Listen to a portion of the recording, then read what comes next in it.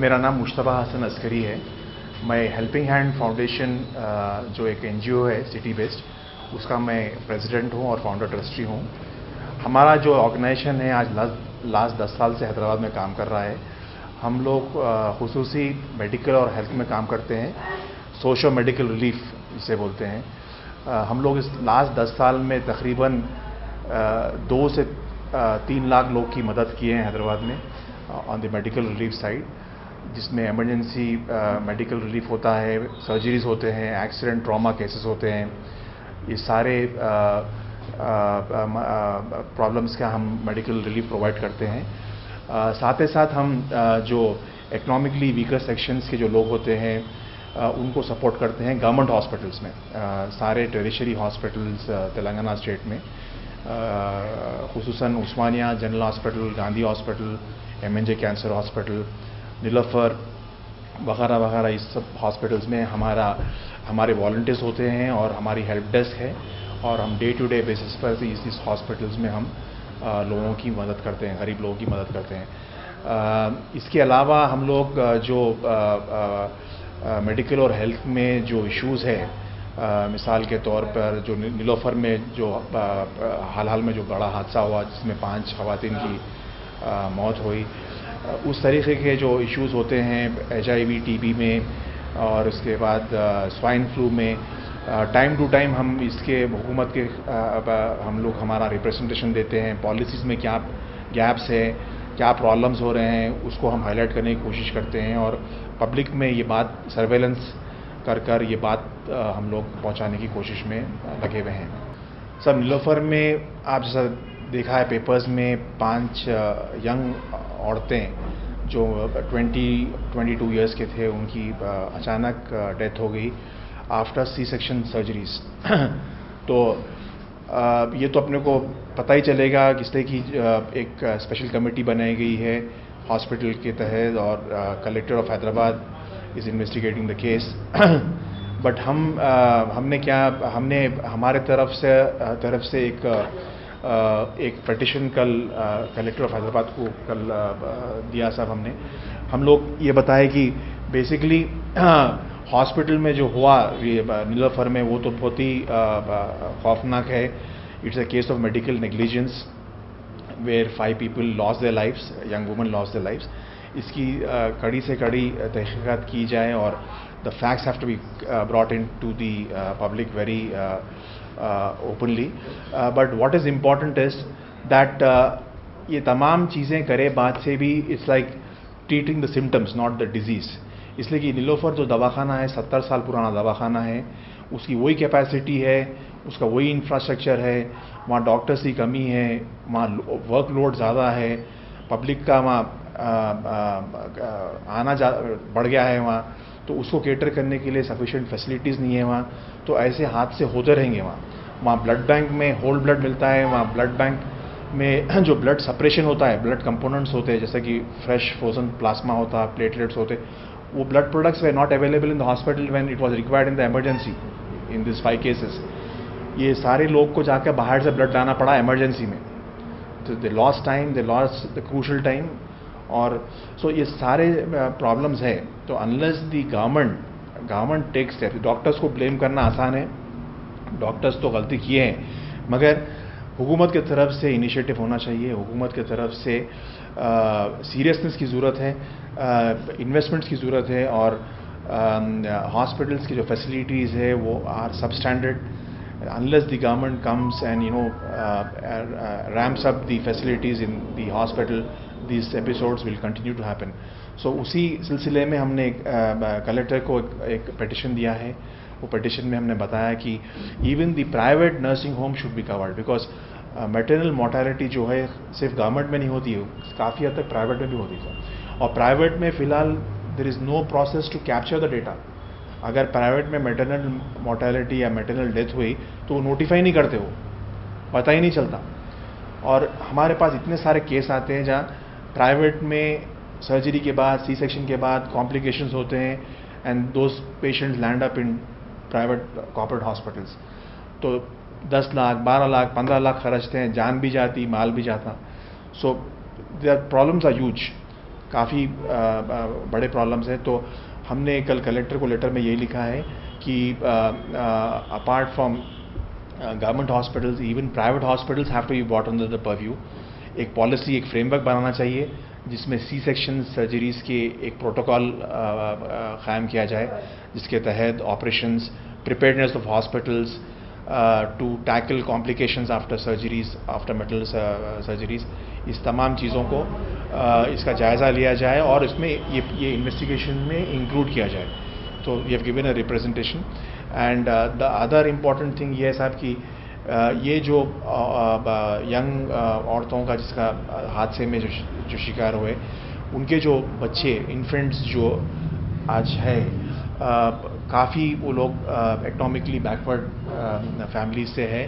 तो helping hand foundation collector को कल ऑफर दिया है, हम लोग कल हुकूमत को लेटर में लिखा है कि वी विल सपोर्ट देम। इनका जो लैक्टेशन पीरियड होता है बच्चों का 18 महीने 2 साल, इस दौरान हम ये 5 बच्चे जो यतीम हैं उनको हम सपोर्ट करने के लिए ऑफ़र दिया।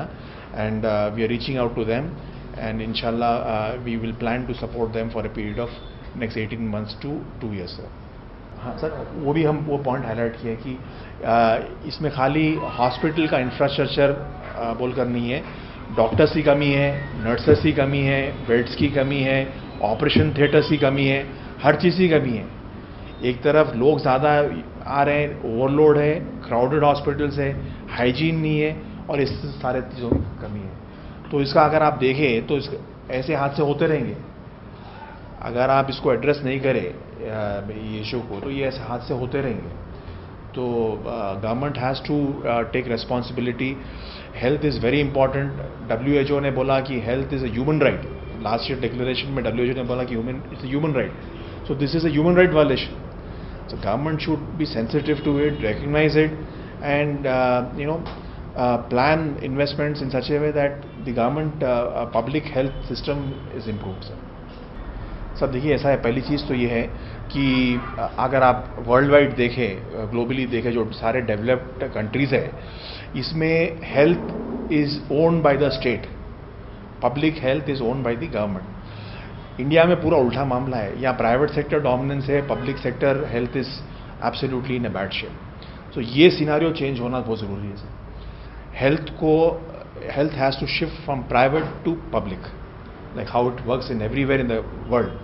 आप नेशनल हेल्थ सर्विसेज ले लीजिए UK में, या MOH ले लीजिए किंगडम ऑफ सऊदी अरेबिया में या दुबई में, government plays a role in health.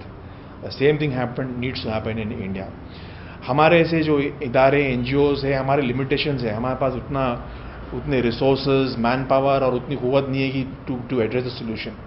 But we in a limited capacity we try to highlight through our surveillance that ये सिस्टम में खामियां हैं और यहाँ ये जगहों में इम्प्रूवमेंट की ज़रूरत है।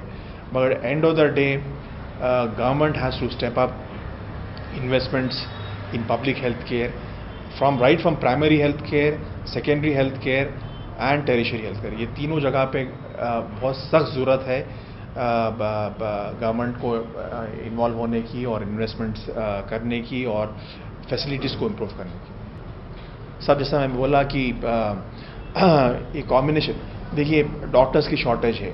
गवर्नमेंट हॉस्पिटल में डॉक्टर्स के टाइमिंग्स का प्रॉब्लम है, 10 से 2 बजे तक काम करते, 2 के बाद अक्सरियत में नहीं करते हैं लोग काम।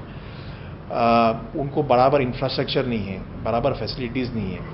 तो और ये लापरवाही सिर्फ डॉक्टर्स की नहीं है, बट हॉस्पिटल में जो फैसिलिटीज़ बराबर नहीं है, हाइजीन बराबर मेंटेन नहीं होता है, इस तमाम फैक्टर्स के तरफ से प्रॉब्लम्स होते हैं सब हॉस्पिटल में। हुकूमत को मैं जिम्मेदार, हुकूमत में जो भी हुक्मरान हैं, as I said कि health is a human right and the state has to protect that human right, and the present ruler, the present government has to take responsibility. साहब, हमारे ऐसे जो प्राइवेट ऑर्गेनाइजेशंस है, जो सिविल सोसाइटी ग्रुप्स है, हम आज से नहीं काफ़ी सालों से कईयों चीज़ों में हम लोग रिप्रेजेंटेशन दिया, मगर हुकूमत बिल्कुल सिविल सोसाइटी को कुछ भाव नहीं देती है। They don't listen to what we say, they don't दरख्वास्त लेते हैं और डस्टबिन में डाल देते हैं। अभी तक तो ऐसा कुछ नहीं हुआ। जो हमने वीना वानी केस में आवाज़ उठाई, हमने कैंसर में जो रिसेंटली वर्ल्ड कैंसर डे हुआ उसमें बताया कि डिस्ट्रिक्ट लेवल पर कैंसर के यूनिट्स ही नहीं है तेलंगाना स्टेट में to detect to screen people. हमने टीबी HIV पे फील्ड सर्वे कराया, ट्यूबरकुलोसिस ब्रेन टीबी पे कराया। ये सारे रिप्रेजेंटेशन हम लोग टाइम टू टाइम देते रहे हुकूमत को, बट अभी तक हमें कभी भी एक बार भी कभी जवाब नहीं आया, ना कभी उनसे कुछ बात करने का मौका मिला। सब शहर में जो सिविल सोसाइटी में हेल्थ में काम बहुत कम लोग कर रहे हैं। हमारा one of the only NGOs है जहाँ तक मैं समझता हूँ। काफ़ी सारे इदारे NGOs civil societies are working in different areas, education में कर रहे हैं, एनवायरनमेंट में कर रहे हैं, इस डिफरेंट एरियाज में कर रहे हैं, वुमेन राइट्स में कर रहे हैं, बट हेल्थ में हम लोग we been on the ground on the field from a long time now.